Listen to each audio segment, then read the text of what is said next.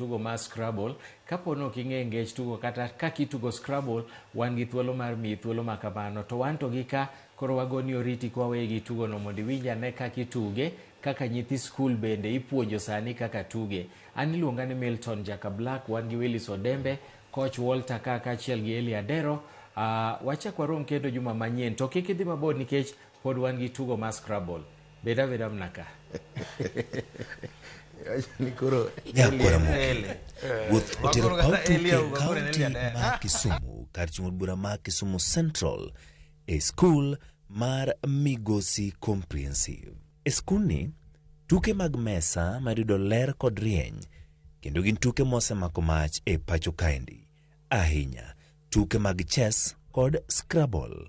Bende nitiere skunde mathoth, tuke ma ogoyo tach e piny Luo Nyanza.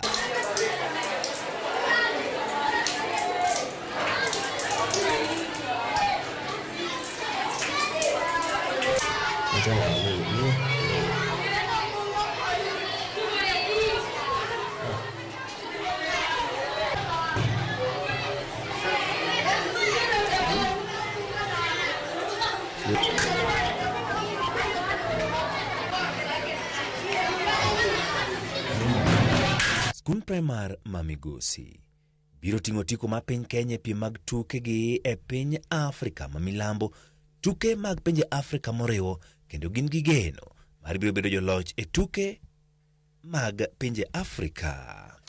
My name is Joe Fadili, and talking about preparedness, our team is always prepared because ever since we started this competition, from the regional tournament in our school to St. Paul University and to ALU University in Nairobi, we have always emerged winners. So we know we are ready for this competition, and we know that if we go there to face them, we know that we are going to stand out and we are going to win.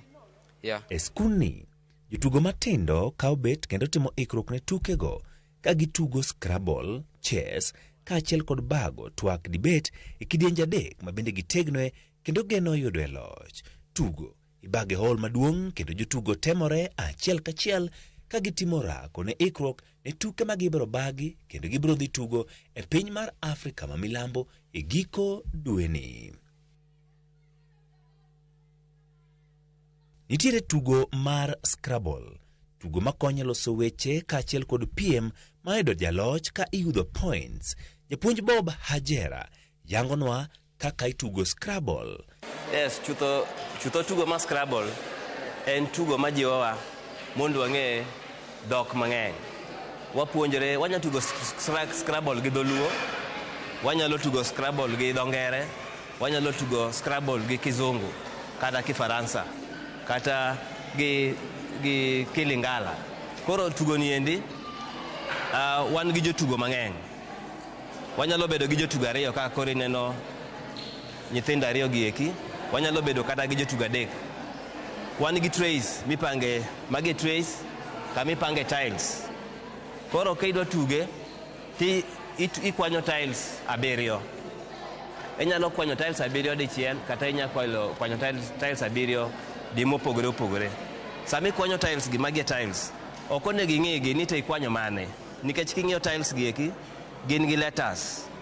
Letter ka letter nigi number, en gi value mare. Kaka mokwongo T, kata kiero ni ta, en gi value achiel, mano kwande achiel.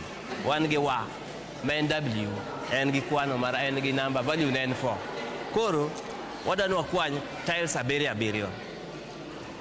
Kwany tiles abiriyo. Asti ipange e crate mari. Just put it there. Bende kwany tiles abiriyo.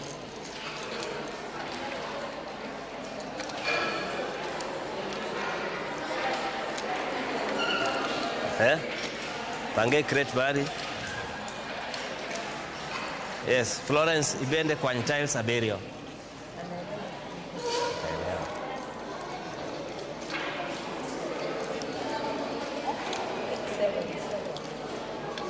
Yes, enough. Let's pick that one out. Koro bang' kwanyo tiles abiriyo, wan gi boards abiriyo. Boards ariyo. ma boards gieki gine boards miketo tile kituge. Nikech Scrabble wan gi 2 boards, koro wan gi 2 sets mar joma tuge.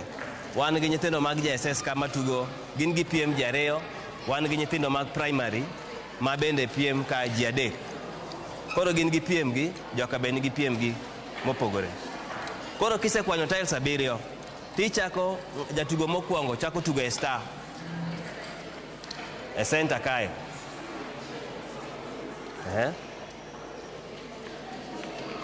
Koro kipango tugo mari, kipango words, nyaka ichak gi e diere kanyo, kidhi koracham kata korachwich. Koro value mar ma en 4, 1, 1.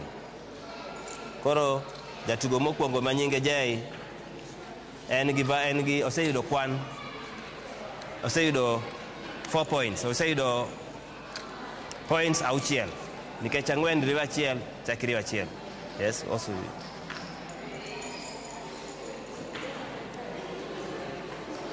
I need you to play.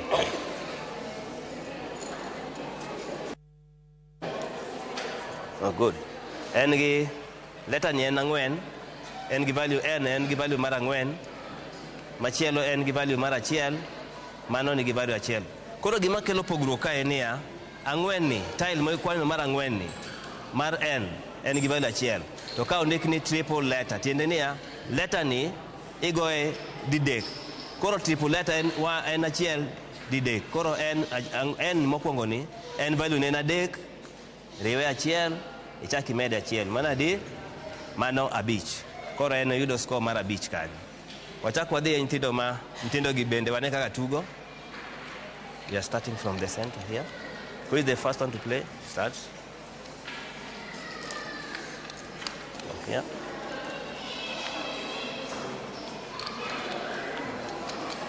Koro tukwa ma kawuono watugo gi dho Kisungu kata dho ngere. Number 2, play. Play. Just leave it like that. Okay.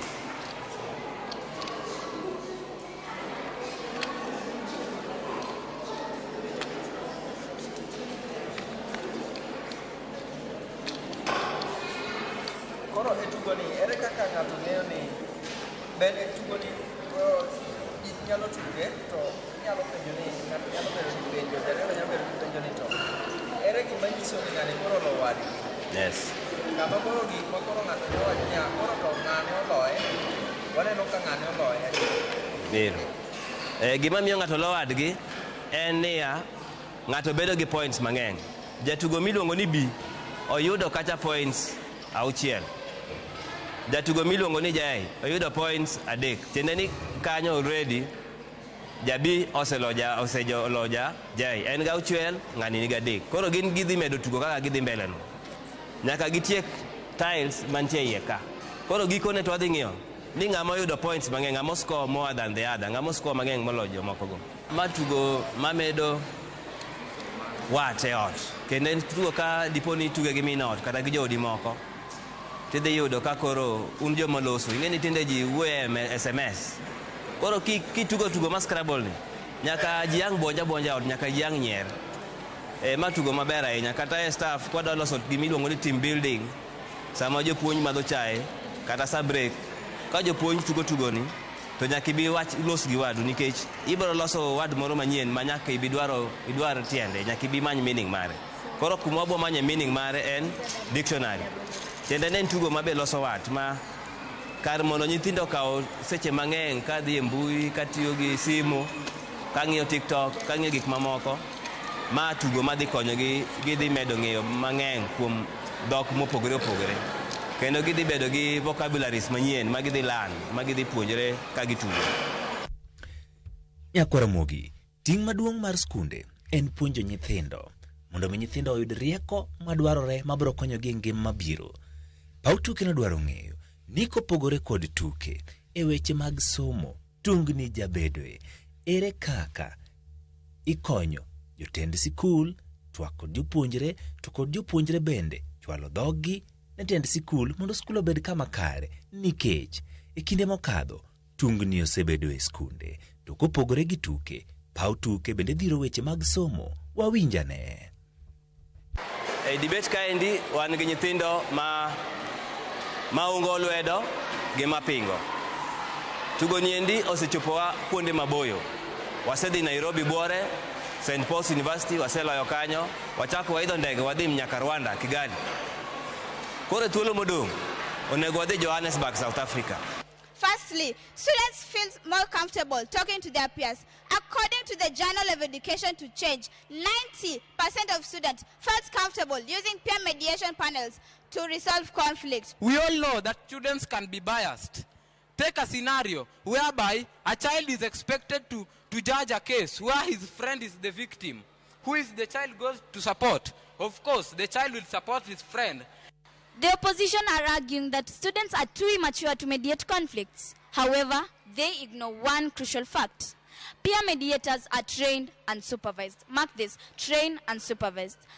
Firstly, peer mediators help reduce student conflicts in schools. Why is this? A study by the Connecticut Insider 2024, and don't forget judges, statistics never lie. It shows that several schools involved in peer mediation practice restorative practices which help reduce conflicts and improve student behavior, judges.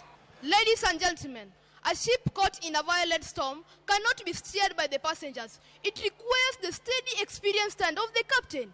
The proposition has painted a very, very beautiful utopian picture showing peers holding hands and solving deep-rooted conflicts. But let's inject a reality dose into this room. Let's look at the statistics. According to numerous educational studies on school psychology, highlight that over 65% of students involved in peer mediation report feeling immense pressure to conform or compromise their true feeling just to avoid social backlash from their peers. What if we can offer students a better solution whereby they have the chance to express themselves, they have the chance, they have the leaders close to the institution. Ladies and gentlemen, let us join hands to make peer-led mediation the case. Let us make it the solution to our institutions. Thank you. Ikwaramogi, duto kum duto, sir podoko chopo ne skul ni moromo, macholo jopuonjre gi duto e piny Afrika ma milambo ne piem e kidienje adekgi kendo gimanyo sir gi kony. But we are worried. Nikech this South Africa means ni idho ndege. Rwanda, while the other learners, the international schools, no idho ndege, one was the gi bus up to Rwanda. But South Africa nyaka kuru wa idho ndege. When we talk of idho ndege, we talk of so much money. And this, in this case, nyathi achiel kende is going to need 270,000. Mondo idh ndege moduogi, modagi hotel for all those days, mowuothe bende one places in South Africa. One person needs 270,000. And remember, our debate team comprises of 35. We have 35, and we have about 6 teachers. And so far, waseduongo dhoudi.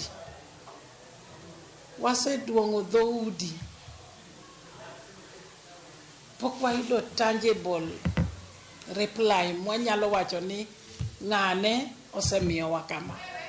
But we've arranged for our Arambe on the 28th of July, this month.